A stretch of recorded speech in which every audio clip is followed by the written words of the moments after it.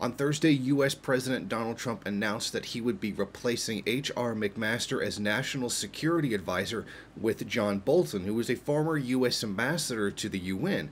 This new situation is the biggest shakeup in the entire White House in its 14-month lineage.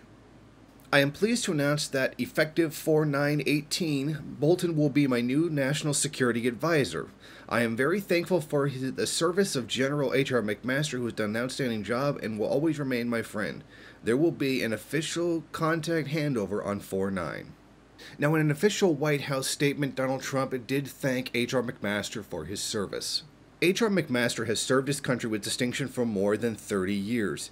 He has won many battles, and his bravery and toughness are legendary. General McMaster's leadership and the National Security Council staff has helped my administration accomplish great things to bolster America's national security. He helped develop our America First national security strategy, revitalizing our alliances in the Middle East, smash ISIS, bring North Korea to the table, and strengthen our nation's prosperity.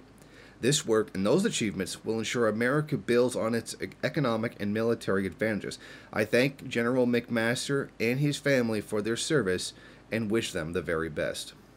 Now, insiders claim that the reason for his removal is the repeated clashes over foreign policy decisions. H.R. McMaster takes a much more moderate and reasonable position when dealing with countries that have a severe potential to be able to defend themselves, and is not willing to simply run into war just because the president wants to, or just because they think it might be the best thing to do.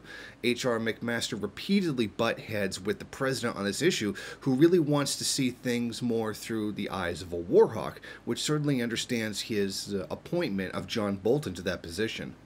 Bolton has somewhat of a foreign policy reputation of a violent psychopath. He cheered on the 2003 invasion of Iraq, called for the bombing of Iran to stop its nuclear program, dismissed the idea of a two-state solution in the Middle East, an advocate for preemptive military action against North Korea, and derided the United Nations, where he once served as U.S. ambassador in the George W. Bush administration. Like Trump, he has an intense wariness of international organizations and has also questioned the intelligence community's conclusion that Russia interfered in the 2016 U.S. presidential election. Now, John Bolton has spent a significant portion of his career as a foreign policy analyst for Fox News, which should tell you something very important about the man right there, that this is the kind of people that he allies to, essentially war hawks who see any threat or anybody even questioning U.S. power in the world as someone who needs to be destroyed. Now, Democrats have questioned the selection of this man, given his very questionable stance towards the rest of the world. I mean, his only ideas are ever bomb people and commit mass murder over, frankly, sometimes absolutely nothing more than just not being a tool of a U.S., it's essentially U.S. imperialism, for merely not bowing to the perceived rightful ruler of the entire world. And while Democrats are imperialists themselves, they seem to be much more moderate in the not wanting to cause a nuclear war that would end the entire world kind of thing. Most people don't want that to happen or even really take the risk of that happening. Now, he is the kind of man who has called for U.S. cuts to aid to retaliate against the 14 countries which voted in favor of the UN Security Council vote to criticize Israel's illegal expansion settlement. So this really shows the kind of person that he is. You can put people into desperate poverty and then withhold aid to them simply because they don't agree with your illegal actions that are simply committing genocide against the Palestinians.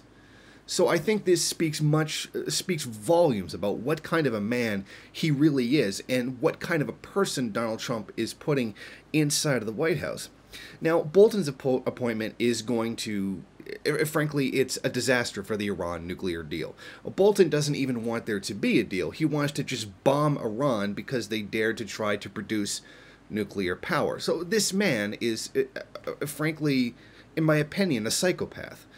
His only idea for anything is to commit mass murder against millions of people. I mean, this is just, it's frightening that someone like this, who's almost a Barry Goldwater, is being put in such a high-ranking position And on top of that, he's being put in that position because he agrees with the president on a lot of things, and he's not going to question what he's doing, which kind of defeats the purpose of him being an advisor if you're just going to do whatever it is you're told and just simply agree with, you know, whatever it is that the president is doing, which which in itself speaks volumes about what kind of person Donald Trump is.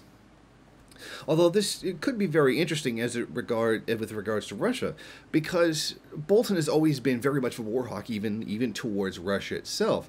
And as it stands right now, Donald Trump is seeking a less hostile, more peaceful path with the country. So it'll be very interesting to see how John Bolton will be fitting in with that kind of situation, given the president's known leniency towards Russia. And I use that term loosely, a relative looseness. He's not calling for the invasion and destruction of Russia the way he is calling for other countries. I mean, and, you know, he seems to have a bit of a head on his shoulders when it comes to the realization that somebody could nuke you back kind of thing. So you certainly understand. So it'll be very interesting to see how Bolton and Trump deal with the whole situation with Russia, knowing that Trump is somewhat soft towards Russia and Bolton is very aggressive and very much a war hawk. Now, I think these are some very scary times inside the White House, that someone like this, someone like John Bolton, is being put in such a tremendous position, someone who's being put in a position with that much power, over someone who has military service. Not that I particularly think H.R. McMaster was anything more than an imperialist.